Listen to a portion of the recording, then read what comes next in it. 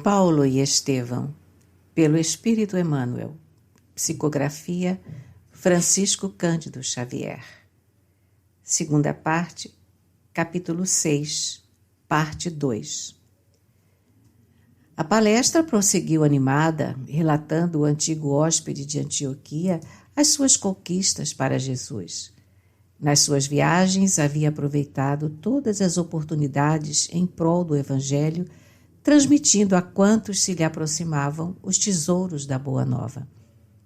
Quando contou que estava só no mundo, com a partida da genitora para a esfera espiritual, Paulo fez-lhe nova observação, acentuando: Ora, Lucas, se te encontras sem compromissos imediatos, por que não te dedicas inteiramente aos trabalhos do Mestre Divino?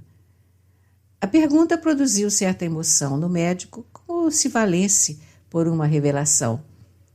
Passada a surpresa, Lucas acrescentou um tanto indeciso: Sim, mas há que considerar os deveres da profissão. Mas quem foi Jesus, senão o divino médico do mundo inteiro? Até agora tens curado corpos que, de qualquer modo, cedo ou tarde hão de perecer. Tratar do espírito não seria um esforço mais justo? Com isso não quero dizer que se deva desprezar a medicina propriamente do mundo. No entanto, essa tarefa ficaria para aqueles que ainda não possuem os valores espirituais que trazes contigo. Sempre acreditei que a medicina do corpo é um conjunto de experiências sagradas, de que o homem não poderá prescindir, até que se resolva a fazer a experiência divina e imutável da cura espiritual. Lucas meditou seriamente nessas palavras e replicou: Tens razão. Queres cooperar conosco na evangelização da Macedônia? Interrogou o ex-rabino, sentindo-se triunfante. Irei contigo, concluiu Lucas. Entre os 4 discípulos do Cristo houve enorme júbilo. No dia seguinte, a missão navegava para Samotrácia. Lucas explicou-se como pôde. Solicitando ao comando a permissão de se afastar por 1 ano dos serviços a seu cargo, e porque apresentasse substituto, conseguiu com facilidade o seu intento. A bordo, como fazia em toda parte, Paulo aproveitou todos os ensejos para a pregação. As menores margens eram grandes temas evangélicos no seu raciocínio superior. O próprio comandante, romano de boa têmpera, abandonava-se prazerosamente ao gosto de ouvi-lo. Foi nessas viagens que Paulo de Tarso travou relações com um grande círculo de simpatizantes do Evangelho, conquistando numerosos amigos citados nas futuras epístolas. Desembarcados, os missionários, enriquecidos com a cooperação de Lucas, descansaram 2 dias em Neápolis, dirigindo-se em seguida para Filipos. Quase às portas da cidade, Paulo sugeriu que Lucas e Timóteo se dirigissem por outros caminhos para Tessalônica, onde os 4 se reuniriam mais tarde. Com esse programa, nenhuma aldeia ficaria esquecida, e as sementes do reino de Deus seriam espalhadas nos meios mais simples. A ideia foi aprovada com satisfação. Lucas não deixou de perguntar se Timóteo era circuncidado. Conhecia as tricas dos judeus e não desejava atritos nas suas tarefas iniciais. Esse problema, esclareceu o apóstolo dos gentios, já foi necessariamente atendido. As 2 humilhações infligidas a um jovem confrade que levei a Jerusalém, não a conselho da sinagoga, mas a uma reunião da igreja, levaram-me a refletir na situação de Timóteo, que precisará muitas vezes dos favores dos israelitas no curso das pregações. Até que Deus opere a circuncisão de tantos corações endurecidos, é indispensável saibamos agir com prudência, sem atritos que nos inutilizem os esforços. Esclarecido o assunto, entraram na cidade onde o médico e o jovem de Listra descansariam um pouco antes de tomarem o rumo de Tessalônica por estradas diferentes, de modo a multiplicar os frutos da missão. Hospedaram-se num albergue quase miserável que a população da cidade reservava aos estrangeiros. Depois de 3 noites ao relento, os amigos de Jesus dirigiram-se à casa de oração que ficava à margem do rio Gangas.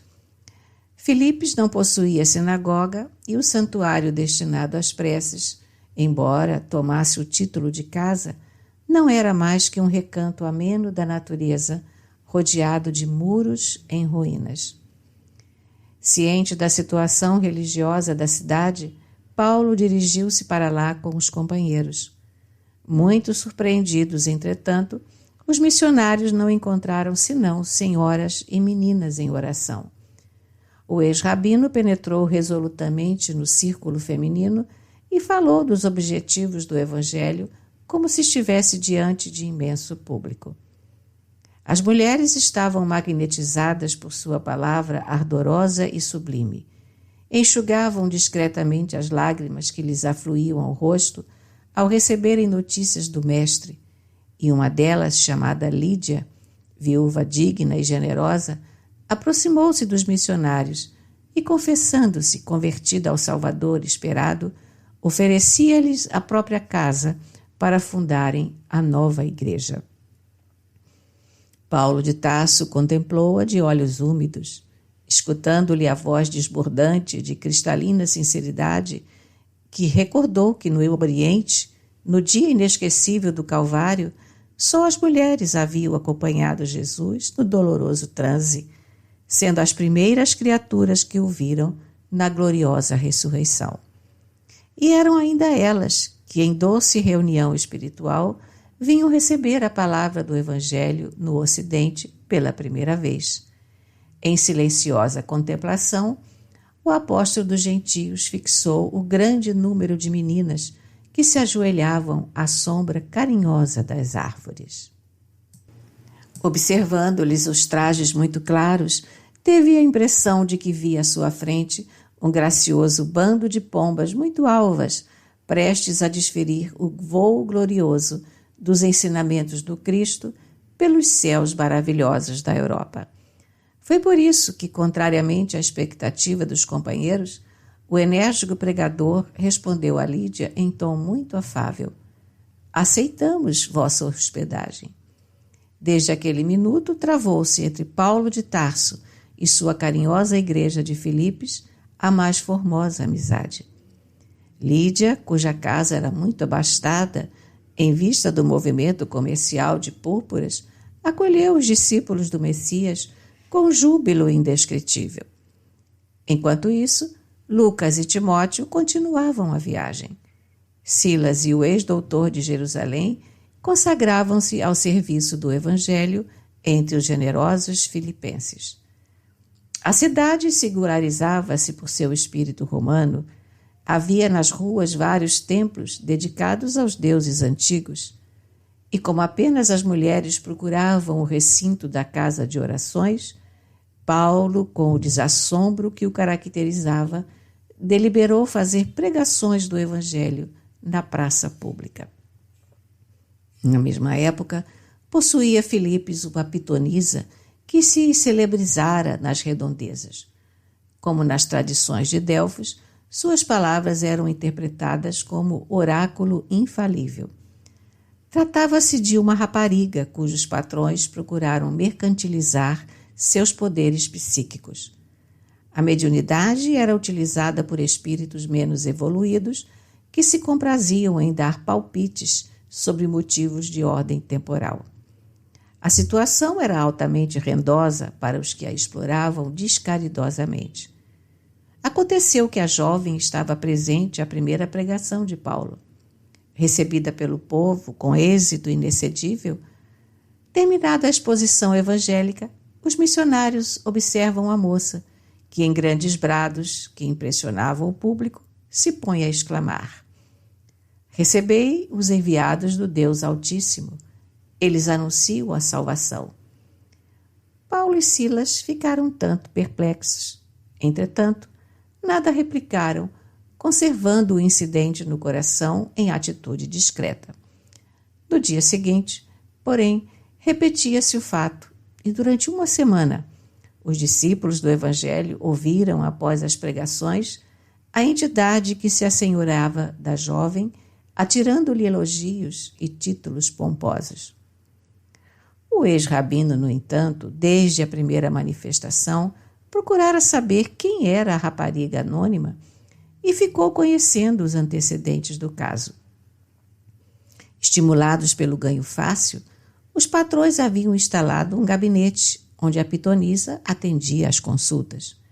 Ela, por sua vez, de vítima, ia passando a sócia da empresa, que pingues eram os rendimentos. Paulo, que nunca se conformou com a mercancia dos bens celestes, percebeu o mecanismo oculto dos acontecimentos e, senhor de todos os particulares do assunto, esperou que o visitante do invisível novamente aparecesse. Assim, terminada a pregação na praça, quando a jovem começou a gritar: "Recebei os mensageiros da redenção, não são homens, são anjos do Altíssimo." O convertido de Damasco desceu da tribuna a passos firmes e, aproximando-se da locutora, dominada por estranha influência, intimou a entidade manifestante em tom imperativo: "Espírito perverso, não somos anjos, somos trabalhadores em luta com as próprias fraquezas por amor ao Evangelho. Em nome de Jesus Cristo ordeno que te retires para sempre. Proíbo-te, em nome do Senhor, estabeleceres confusão entre as criaturas, incentivando interesses mesquinhos do mundo em detrimento dos sagrados interesses de Deus." Imediatamente, a pobre rapariga recobrou as energias e libertou-se da situação malfazeja. O fato provocou enorme admiração popular. O próprio Silas, que de algum modo se comprazia em ouvir as afirmações da pitonisa, interpretando-as como um conforto espiritual, estava boquiaberto. Quando se viram a sós, quis lhe dissesse Paulo os motivos que o levaram a semelhante atitude, e perguntou-lhe: "Acaso não falava ela no nome de Deus? Sua propaganda não seria para nós valioso auxílio?" O apóstolo sorriu e sentenciou: "Porventura, Silas, poder-se-á na terra julgar qualquer trabalho antes de concluído? Aquele espírito poderia falar em Deus, mas não vinha de Deus. Que fizemos para receber elogios? Dia e noite estamos lutando contra as imperfeições de nossa alma. Jesus mandou que insulássemos, a fim de aprendermos duramente. Não ignoras como vive em batalha com o espinho dos desejos inferiores? Então, seria justo aceitarmos títulos imerecidos quando o mestre rejeitou o qualificativo de bom? Claro que, se aquele espírito viesse de Jesus, outras seriam suas palavras. Estimularia nosso esforço, compreendendo nossas fraquezas. Além do mais, procurei informar-me a respeito da jovem e sei que ela é hoje a chave de grande movimento comercial." Silas impressionou-se com os esclarecimentos mais que justos, mas, dando a entender suas dificuldades para os compreender integralmente, acrescentou: "Todavia, será o incidente uma lição para não entretermos relações com o plano invisível?" "Como pudeste chegar a semelhante conclusão?" respondeu o ex-rabino, muito admirado. "O cristianismo sem o profetismo seria um corpo sem alma.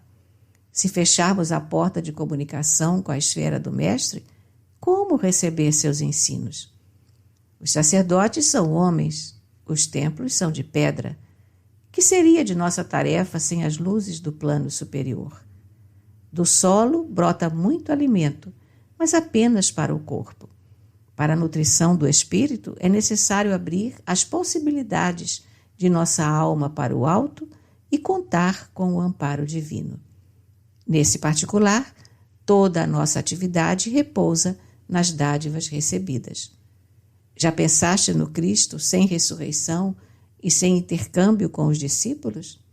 ninguém poderá fechar as portas que nos comunicam com o céu. O Cristo está vivo e nunca morrerá. Conviveu com os amigos, depois do Calvário, em Jerusalém e na Galileia.